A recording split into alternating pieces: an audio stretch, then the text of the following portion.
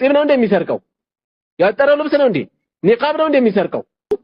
አማኝን እንዴት ከካዲ ጋር እናወዳድራለን እንዴት እኩል ይጠቀሳል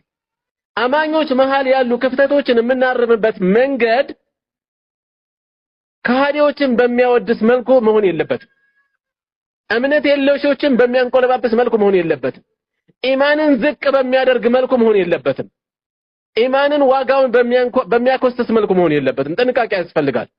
መርካቶ ጋር ጺማቸውን አሳድገው የሚያጭበረብሩ ስንት አሉ ኒቃብ ለብሰው እንደዚህ የሚያደርጉ ስንት አሉ አዋሉ እነዚያን በሚገባ ቋንቋ ለማረቅ እንሞክራለን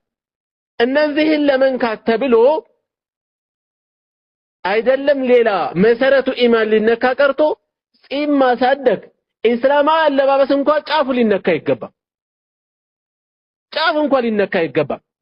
እንዴት ነው እስላማዊ ሴታችንን የምንነካው ጺም ነው እንደሚሰርቀው ያጠረው ልብስ ነው እንዴ ኒቃብ ነው እንደሚሰርቀው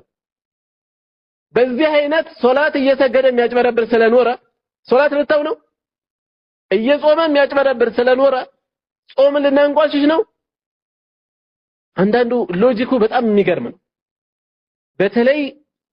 እነዚህ ዘመናዊ አፍካሮች የሰረጹባቸው ሰዎች ለሚሰጧቸው ትንታኔ ቡድናዊ የሆነ መነሻ ስለሚኖራቸው የጣታቸውን የሚቀስሩባቸው አካላት በቡድን ይለዩናል ብለው ስለሚያስቡ ከግለሰቦቹ አልፎ እስላማዊ እሴቶችን እስከ መንካት ይደርሳል አካይዳቸው እስላማዊ እሴቶችን ይሄ አደገኛ ነገር ነው አቢላሂ ወአያቲሂ ወረሱሊሂ ኩንቱም ተስተህዚኡን ኢማንን ይነካል አይደለም ነብዩ ሰለላሁ ዐለይሂ ወሰለም ደጋግመው ያሳሰቡት የሸሪዓ እሴት ቀርቶ ትንሽ የሚባል በንጽጽር ነው ማለት እንጂ ሸሪዓዊ እሴት ትንሽ አይባል ትንሽ ለምን መፋቅ አይሆንም መሳለቂያ አድርገን እናቀርብ አይገባ እንዴት እንደዛ ይደረጋል